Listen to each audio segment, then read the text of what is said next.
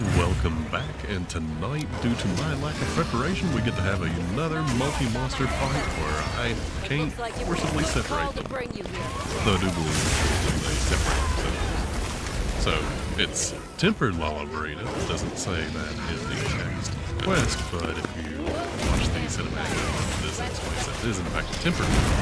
And Fulgar Anjanath, Guardian Fulgar Anjanath. So, I forgot that it has a slightly white tip to it. This is a pretty fun mission. Not gonna lie.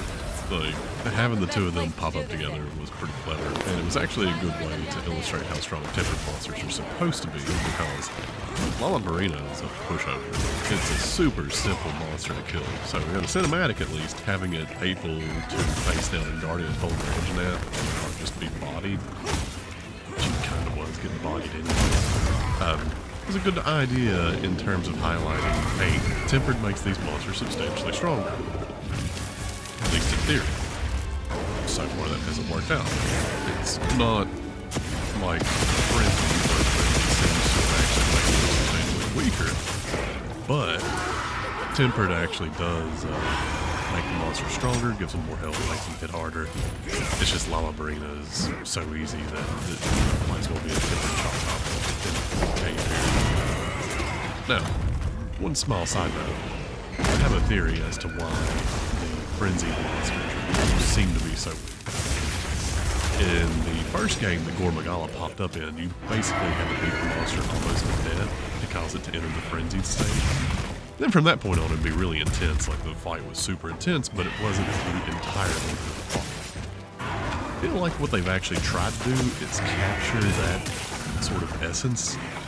And so they're meant to be relatively intense fights with a monster that has less health than normal. The problem is everything is kind of simple. I'm pretty sure in the post-launch patches and title updates, they're going to end up making things just a little bit harder because, I've said it almost every video at this point, but the initial updates or the initial launch for a high-ranked version of the game is usually pretty easy. Monster Hunter Rise had the same complaints. Super easy, fire bugs make the game trivial, blah blah blah blah. Which to a degree is true, but the flip side of it's really mostly just that it's convenient features have been built in a way where it kind of simplifies some of the more hang-up parts of the game than previously introduced. But realistically, I just don't think playing with high rank has gotten all that much easier. The bulk of the difficulty in high rank has always been with title updates and free DLCs. So, yeah, I'm not going to start panicking just yet. If they go through 2 title updates and there still hasn't been anything really challenging put in, then I'll start getting concerned. But until we've given them a chance to actually add no. Back to the fight. Fulgar Anjanath. Well, he's a better version than the original Anjanath. He actually fights a little bit more threat. He has some elemental attacks and whatnot, but it's just not that big of an issue to deal with. Yet again, all this stuff just not terribly hard, especially if you have a good build and you know a little bit about how to play. Like, I'm not a very good player, but I have a ton of experience. Even though I sit here and say I'm not very good, I'm still better than someone that's just now fresh. Like, if you were brand new Monster Hunter, I wouldn't be terribly surprised if you didn't find at least a few of the fights kind of challenging. But that's kind of the way it is anytime you pick up a brand new series.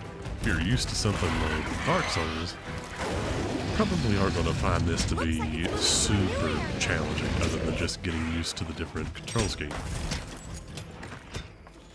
But as far as actual difficulty, straight up going into it, if you were just completely brand new, no experience, and games like this are just not your thing, I would suspect you'd have a little bit of issues with it.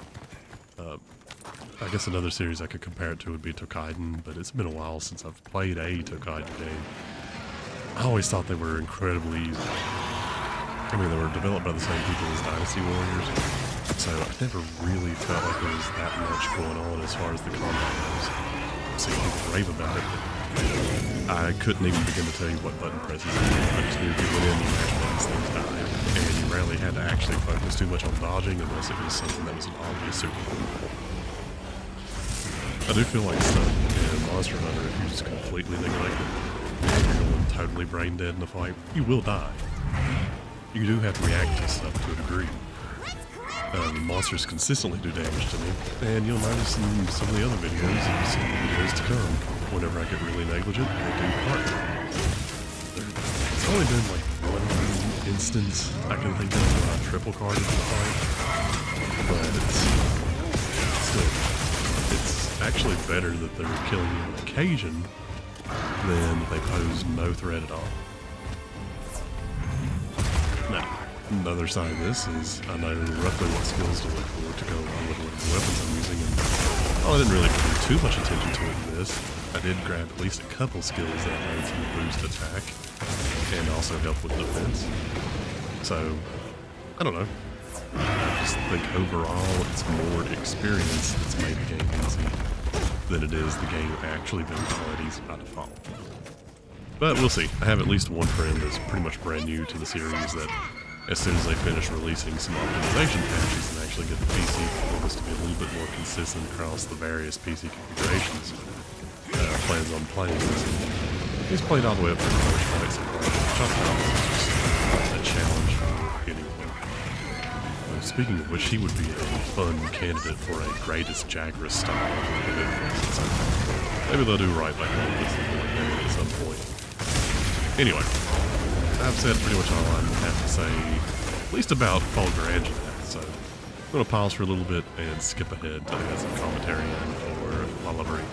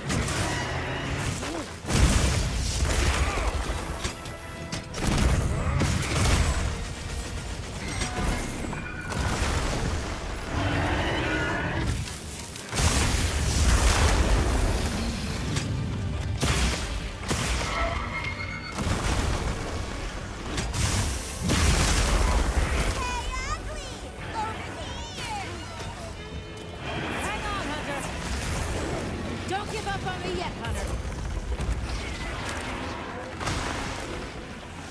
The monsters are fighting each other.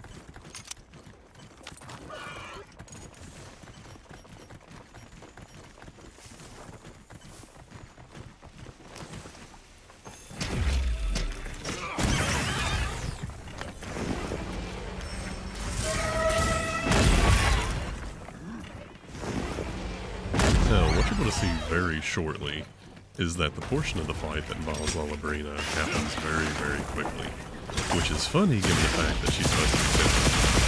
I swear I feel like this monster's health pool is glitched or something. It has to be too low. This one is even easier than average to finish. I would actually go so far as to say Lala Barina is easier to pin down and kill than Chotacabra is. So that to me feels like there's something off, that she doesn't have a correct hit pool, she isn't scaling correctly as a tempered. I don't know what's going on, but she is super, super easy to just smash and put down. So I would like to see, again, a harder version of her. I'd like to see a harder version of all the monsters at some point, really, but this fight, it's a cool creature that has a lot of cool, flashy moves.